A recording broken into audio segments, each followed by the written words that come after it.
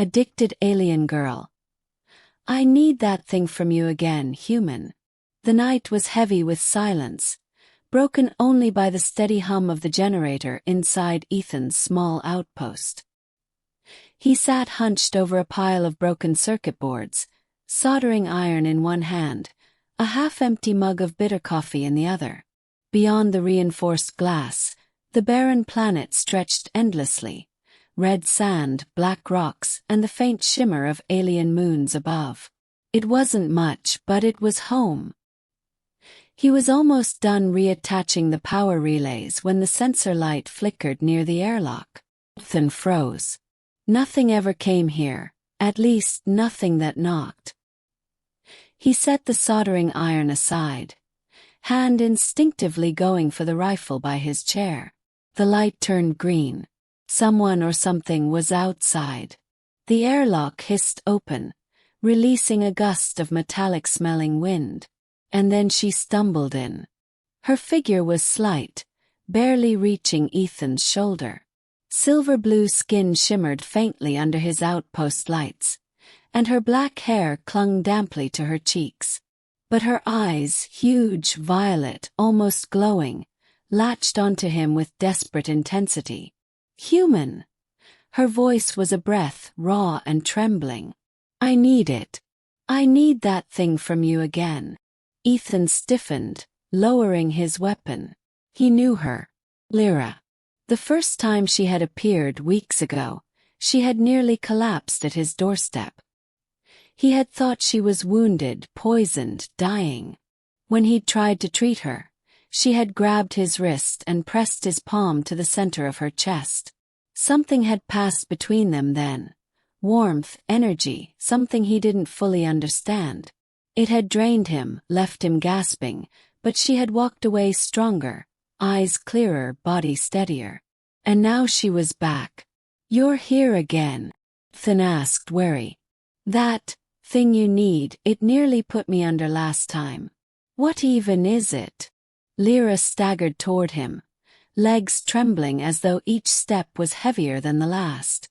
She leaned against the workbench, her hands shaking. It's your resonance, your spark.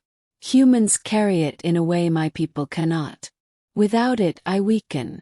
With it, I survive. Ethan narrowed his eyes.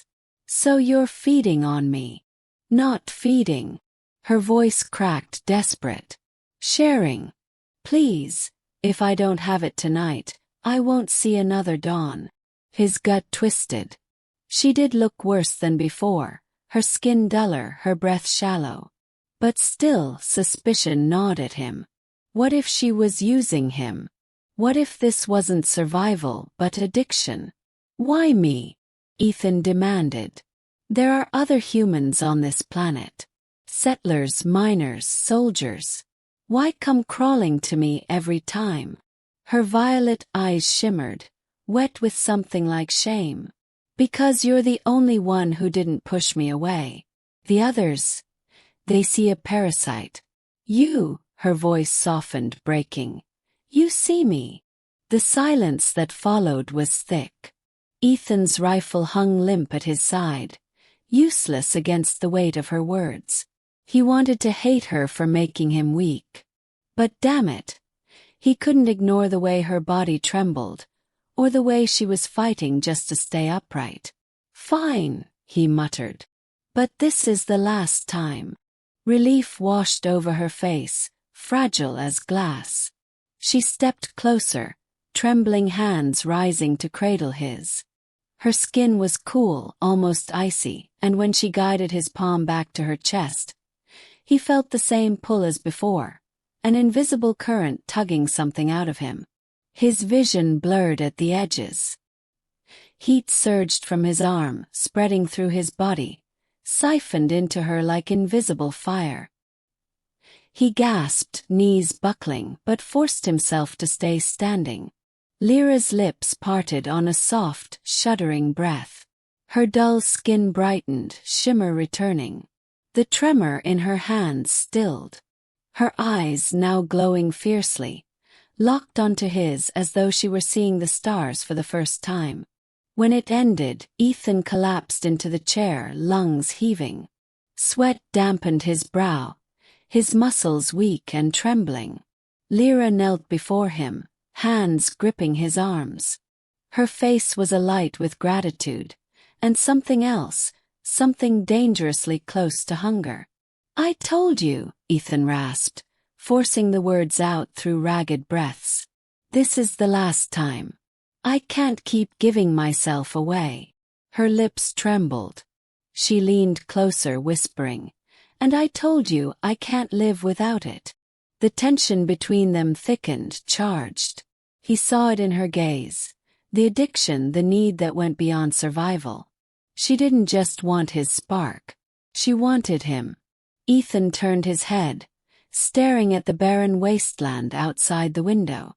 A choice pressed against his chest, heavy as iron. He could throw her out and reclaim his solitude. Or he could let her stay, knowing each time she touched him would drain him further, perhaps until nothing was left.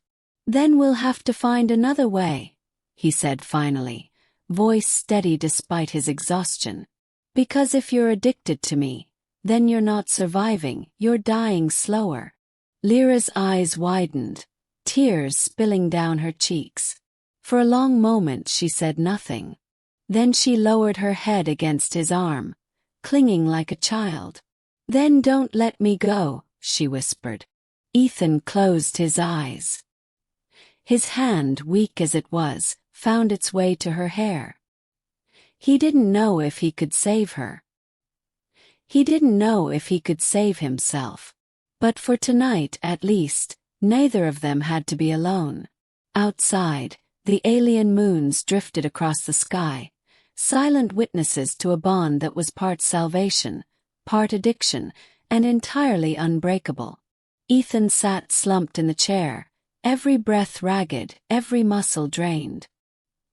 His chest burned as though something vital had been torn loose, yet his hand still rested weakly against her. Lyra clutched his arm, her face pressed close, eyes gleaming with renewed strength and dangerous hunger. "I told you," he rasped, his voice barely more than gravel. "This is the last time. I can't keep giving myself away." Her lips trembled, torn between gratitude and need. "And I told you, human. I can't live without it." The words hung heavy, thicker than the desert night pressing against the outpost walls. Ethan's gaze drifted past her to the window, where the twin moons bled pale light across the wasteland. He saw his own reflection in the glass, pale, exhausted, haunted. "You don't understand," he whispered, closing his eyes. "If you keep taking from me like this, one day there'll be nothing left. You won't be saving me, Lyra. You'll be killing me." Her hands tightened on his arms. "Then don't make me leave. Stay with me. Teach me. Find a way. I'll fight it, if you stay." The plea cracked something inside him. She wasn't just feeding. She was clinging to him like the last anchor against an endless void. Addiction or not, her fear was real. Ethan raised a trembling hand, fingers brushing the silk of her hair. "Then we'll find another way," he said softly, steady despite the weakness in his body. "But until then, I'm not letting you die here. Not like this." Tears shimmered down her cheeks. She buried her face against him, trembling. Outside, the alien moons crossed the black horizon, silent witnesses to a fragile bond. Half salvation, half destruction, yet wholly unbreakable.